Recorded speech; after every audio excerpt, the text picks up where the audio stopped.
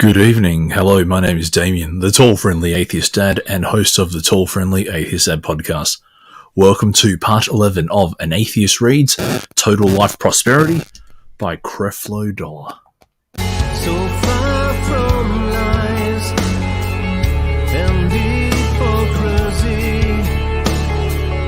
with thirst to energy and silence make us brave. Don't ask me the reason why. Just say I only dream in black and white. Future's nothingness, but I can choose another end. Opening my eyes, and you beginning in my life.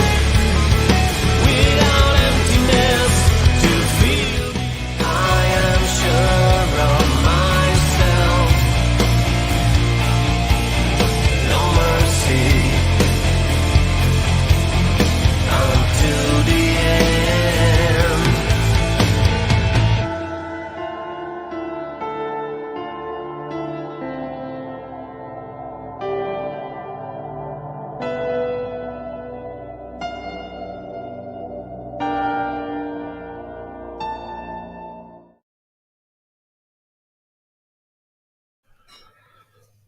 Hello there, yes. My name is Damien, the host of the Tall-Friendly Atheist Dad podcast, and wherever you are, whatever part of the world you happen to be in, whatever you're doing at the moment, whether you're in bed, in the car, in the office, on the train, on the toilet even, I hope you are doing well. So yes, it's a Monday evening where I am in the world, and yeah, another day in lockdown, and my city has just become the most locked down city in the world. So, hooray! Can I have a hooray? Yay! There you go. The warm reading sun is also excited. Yeah, yes, it's if only the excitement was genuine. Yeah, and the other big news was that the New South Wales Deputy Premier has also resigned as well. So not that it matters much to us in Victoria, but The deputy. sorry. The deputy. Yeah, so the Premier resigned last Friday, and then the deputy resigned today. So Gladys resigned. So Gladys resigned, and then John Barilaro, who's the Deputy Premier of New South Wales. So he's like the James Merlino of New South Wales. Oh, Now, if only I don't hate the guy, but if only Dan and James maybe took a leaf out of their book, and yeah. Anyway, so. So if you do happen to have the book Total Life Prosperity, I will begin reading tonight from page 93. Otherwise, you can find the book online, or you can go to the Tall-Friendly Atheist Dad YouTube channel and find all of the previous readings that I've done.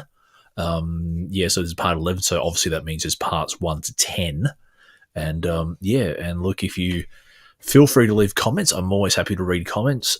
If you do want to debate, you kind of need to let me know like very soon after the show starts, or even contact me on my social media before the show starts, and we can arrange that. But please don't come in half an hour in and go, I want to debate. It's like, it kind of ruins the flow of the show. But otherwise, but if you do want to be a part of the book reading and discussion of the book, I'm more than happy. Just ask me for the StreamYard link, and I will, I'll happily release it. Otherwise, and also do a call-in show every Sunday night. So if you check out the YouTube channel, the last couple of Sundays I've done the Sunday night call-in show. Last night's was pretty good because we had Maxi and a Cash Deep. And we had questions from a guy called Scott Jones, one of my buddies on Twitter, who asked me a few questions. And so Scott, thank you for your questions, and Maxi and a Cash Deep, thank you for being on.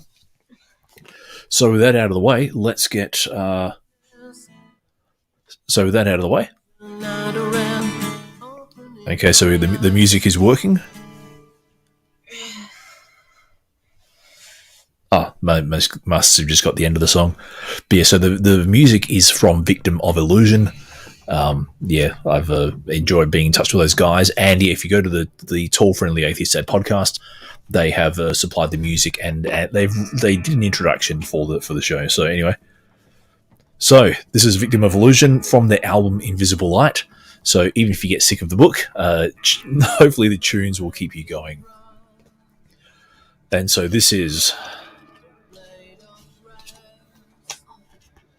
a continuation of chapter 9, because chapter 9 is actually one of the longer chapters in the book. And so, yes, actually, before I start reading,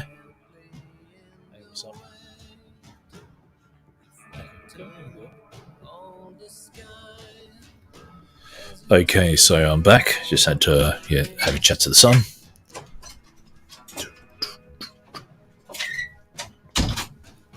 Okay, so page 93. If I'm expecting what I pray for to manifest, I have to change my attitude and my placement in order to get what I desire. Look at Mark 2, 2-4. Hold on, so let me pause again. Yes, sir.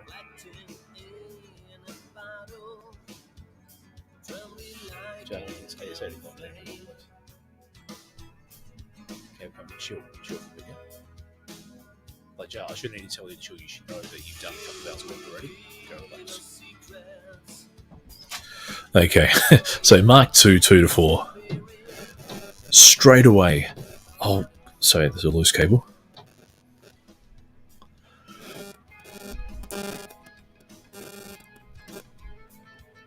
Straight away, many were gathered together, inasmuch that there was no room to receive them. No, not so much as about the door. And he preached the word unto them. And they come unto him, bringing one of the... Sorry, this is annoying. Okay. I may need to get like a proper cable, because this one must have like a little break in it. I'll try one more time, otherwise I'm just going to...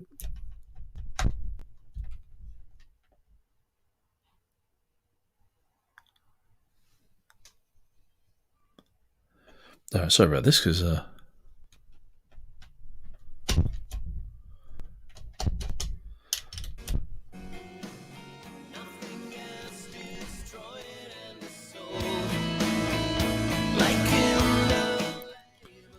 Cool. All right, here we go. So, straight away many were gathered together, inasmuch that there was no room to receive them. No, not so much as about the door. And he preached the word unto them. And they came unto him, bringing one of the sick of the palsy, which was born of 4. And when they could not come nigh unto him for the press, they uncovered the roof where he was. And when they broken it up, they let down the bed wherein the sick of the palsy lay. Tearing up someone's roof is a desperate move, but look at verse 9. Whether is it easier to say to the sick of the palsy, thy sins be forgiven thee, or to say, arise and take up thy bed and walk? Is it easier to say, change your posture and position? Notice what he meant when he said, arise. Instead of lying on that bed, instead of that bed carrying you, change your position and carry the bed.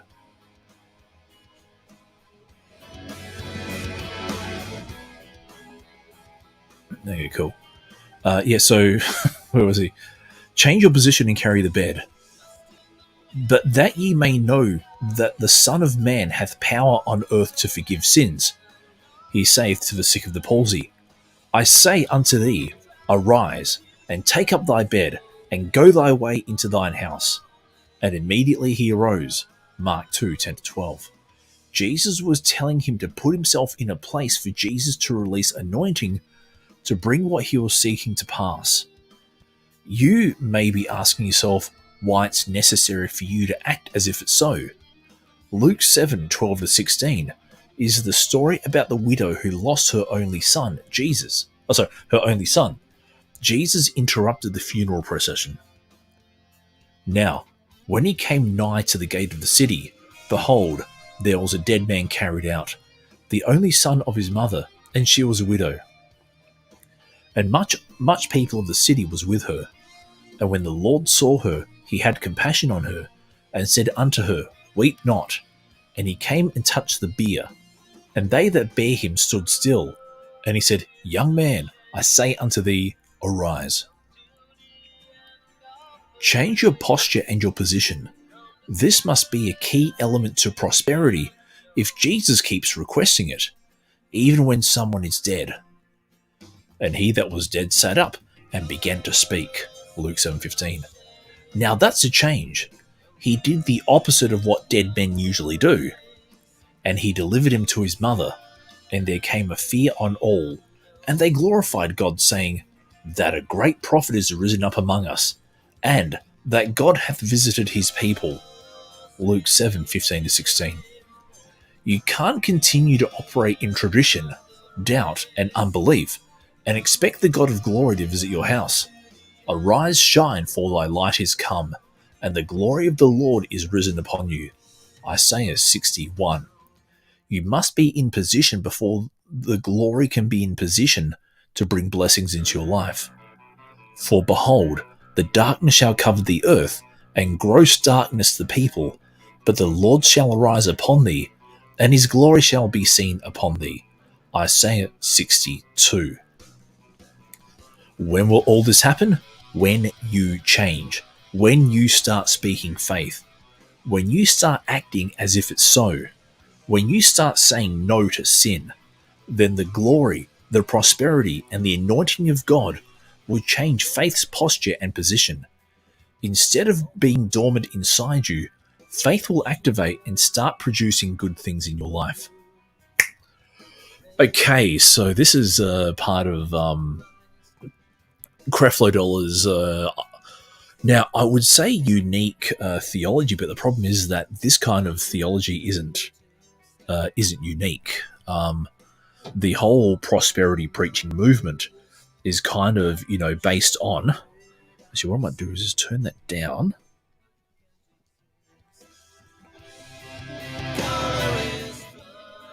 All right, cool. So let's put that there. So you have all these preachers, so prosperity preachers, and one of the common themes about prosperity preachers is that they, how can I say, just trying to think of a nice way to put it. One of the things I notice is the faith as a force concept. When you have faith, then, you start to release the blessings.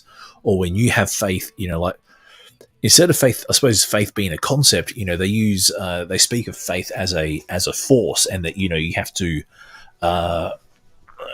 train your faith. And so I'm just moving a pillow behind me and make it easy to sit. And let me just move that around. Oh, sorry. There we go. That's a bit easier. Yeah, so instead of, God being good to you because God wants to be good to you and in response to your prayers, in a way, faith is twisting the hand of God so that, God is compelled to move on your behalf, kind of thing. And he's taken these couple of parables and, part of me thinks, he's just twisted the meanings, and he's kind of read the taken the, I won't say taken them out of context, but maybe read into them what's not really there. And I find that interesting. So I'm just gonna do one more check.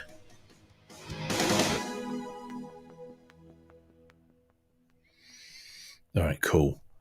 So just to make sure that the music is coming through, and let me just click on that.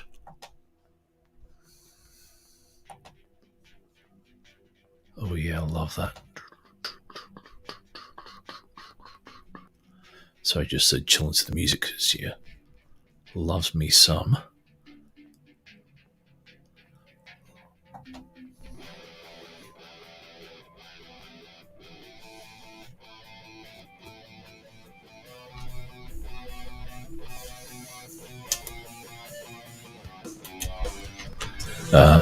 I'm just going to...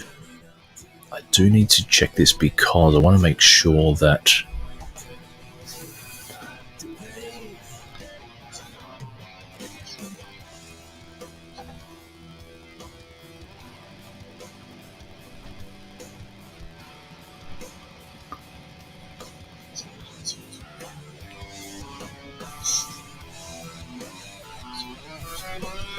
That's cool. All right, so make sure the stream's coming through.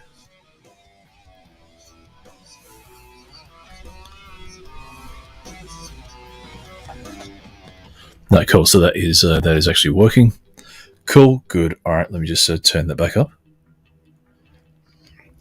Excellent. No, just the last thing you want is if your stream to not work like it did last night.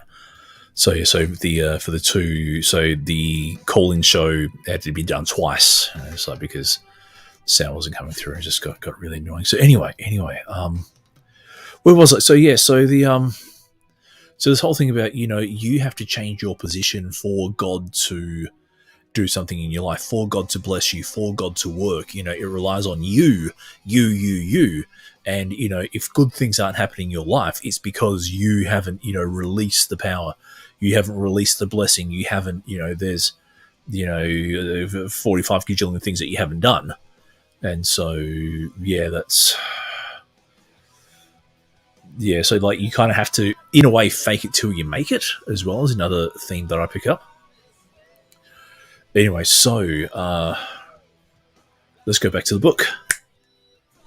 When will all this happen? When you change. When you start speaking faith. When you start acting as if it's so. When you start saying no to sin, then the glory, the prosperity, and the anointing of God will change faith's posture and position. Instead of being dormant inside you, faith will activate and start producing good things in your life. Lift up thine eyes round about and see. All they gather themselves together, they come to thee. Thy sons shall come from far, and thy daughters shall be nursed at thy side. Then thou shalt see, and flow together, and thine heart shall fear, and be enlarged, because the abundance of the sea shall be converted unto thee. The forces of the Gentiles shall come unto thee. Isaiah 60, verses 4 to 5. Forces means wealth. Wealth will come to change your status. Prosperity will invade your life when you change the way you're standing, the way you're looking at your situation. So this kind of again plays into the faith as a force, idea, and it's up to you to, change your thinking in order to release prosperity. Now, I've said this numerous times in previous in the previous episodes. If you took away all Christian references in this book, this would be almost indistinguishable from a New Age self-help book. And the one I quote often is The Secret, but there's no shortage of New Age self-help books. Back to the book. I need to answer the question about why you should act as if it is so. I know that you can look pretty foolish behaving in that way. I know Jesus did, especially when he was talking to that fig tree. Oh, we have a special guest. I'm trying to slam the door too loudly, and the mic is on, by the way. I haven't turned it off.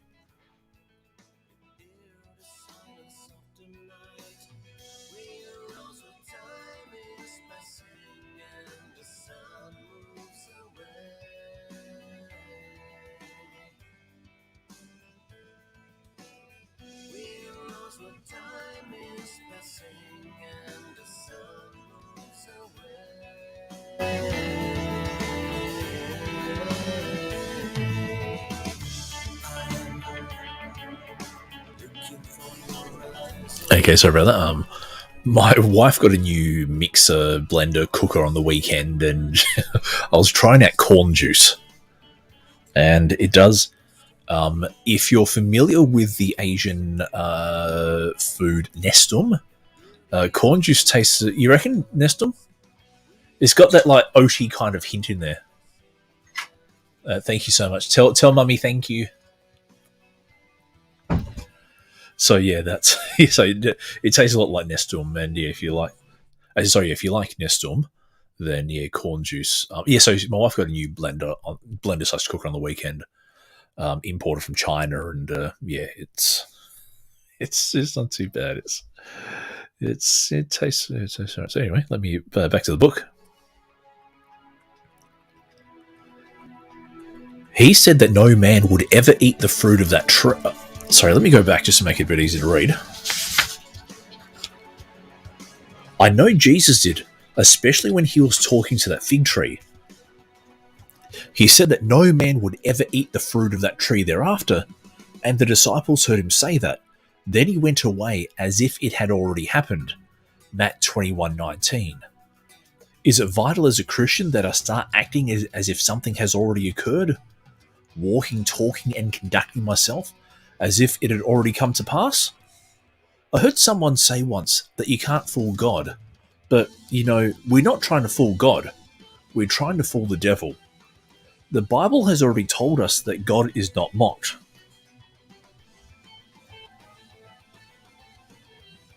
So we know that we can't fool him, and we shouldn't try to. Galatians 6:7. Follow me closely here, and look at 1 John 2:15-17. Love not the world, neither the things that are in the world. If any man love the world, the love of the Father is not in him. For all that is in the world, the lust of the flesh and the lust of the eyes and the pride of life, is not of the Father, but is of the world. And the world passeth away, and the lust thereof, but he that doeth the will of God abideth forever. Don't love the world. Don't love the system, operation, or things of this world. When the Bible uses this term, it's not referring to the planet Earth. When you see the word world in the New Testament, it's talking about a system of operation of which Satan is in charge, the lust-filled system that operates according to demonic standards. All right, so I've got a few quibbles here already. So what I'm going to do is let me first I'm going to share a screen just to make it a little bit more visually pleasing because Okay, new tab. So this episode with so he's first quoted the fig tree. So he's quoted the fig tree. Now let me see. He quoted Matthew 21:19. 21:19. So let's. Oh, geez, why is that so? Okay. Matthew 20. DuckDuckGo, by the way. Yeah, keep your privacy. Okay, so I'm just going to open up full chapter to make it a bit easier to. Okay, so 21:19. And when he saw a fig tree in the way, he came to it and found nothing thereon but leaves only. He said to it, "Let no fruit grow on thee hence." Oh, actually, no, I better change the version because last thing we need is thys, thous, these, those, dumbs, whatever. Okay, so let me just highlight this here. So early in the morning, as Jesus was on his way back to the city, he was hungry. Seeing a fig tree by the road, he went up to it and found nothing on it except leaves. Then he said to it, "May you never bear fruit again." Immediately the fig tree withered. When the disciples saw this, they were amazed. "How did the fig tree wither so quickly?" they asked. Jesus replied, "Truly I tell you, if you have faith and do not doubt, not only can you do what was done to the fig tree, but you can also say to the mountain, 'Go throw yourself into the sea.'" Okay, now I may use up a lot of the time on this episode because the parable of the fig tree, there is actually a major contradiction in the Gospels in regards to this. So I'm actually going to put the book down because I want to highlight something here. So give me a sec. I'm going to actually I'll put some music on so it's not so boring.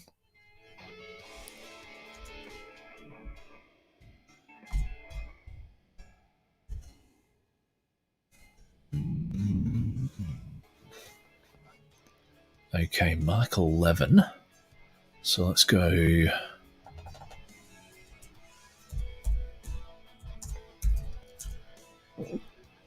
You idiot.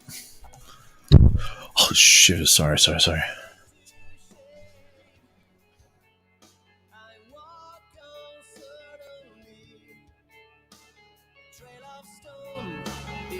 lost in the distance among the trees. In my mind, the vision is out of time. Lonely shelter.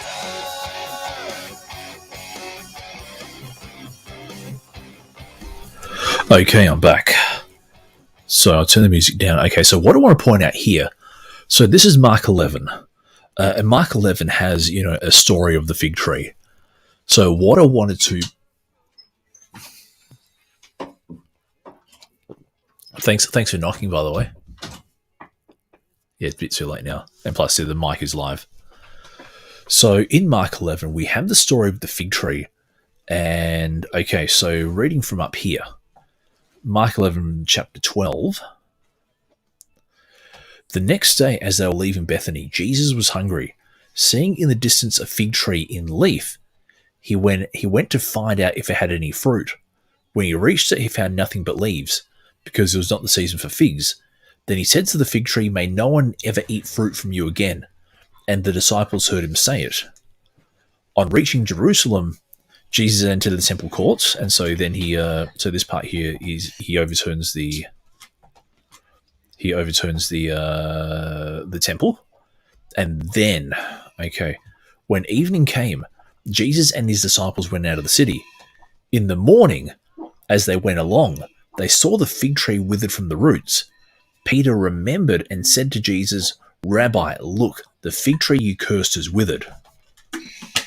And then he says, have faith in God. Truly, if everyone says this mountain, go throw yourself in the sea. Okay, so in the Mark version of the story, can you be a touch quieter? Because I said the mic is live. I know. But it's just a little bit annoying if you Yeah, I'm just opening a drink bottle. I know you are, but it's just being quiet. Yeah.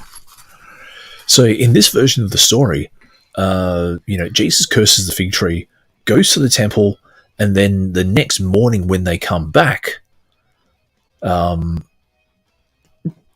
is when they notice that the fig tree withers. Now compare that with Mark.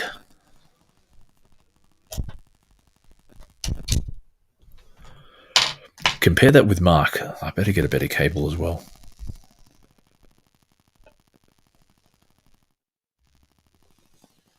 All right. Oh, that's actually my cable. Yikes. All right. That's a bit weird. All right. So then in Matthew, in this one here, early in the morning. So just a little bit. Sorry, I'm a little bit distracted.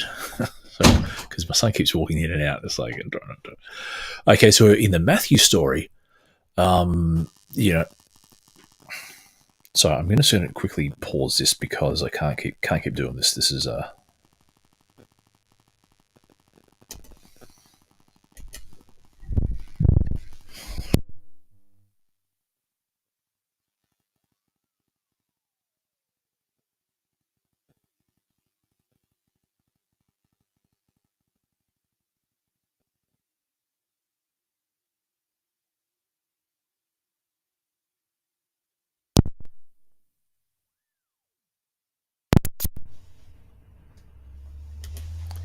all right. That sounds better. Sorry, must have had a loose join somewhere in the cable. So hopefully that will now behave itself. So in the Matthew version, so the disciples. Okay, so Jesus walks up to the tree. He curses the tree. Then he says, "May never bear fruit again." And then the disciples saw this. They were amazed. How did the fig tree wither so quickly? But in the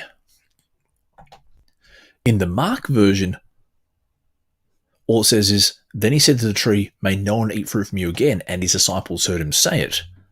Then, in the morning they went along, 'Rabbi, look, the fig tree you cursed is withered.'" So there's a clear contradiction in here where, so in Mark, so the shorthand is in Mark, Jesus curses the fig tree. They go clear the temple. They come back and find the fig tree withered. In Matthew, it happens straight away. Now, one of my Twitter sparring buddies, I put that contradiction to him, and he said, you know, maybe half the disciples stayed with Matthew, and Matthew noticed that the fig tree withered immediately, whereas half the disciples went with Mark, and they noticed the fig tree withered the next morning. Well, you're just making shit up. Is the shorthand. Because if you have to start inventing like really weird ad hoc hypotheses, ad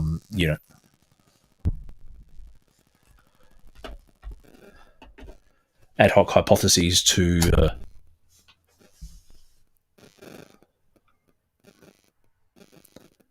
okay, sorry. Maybe I need to get a new cable. This is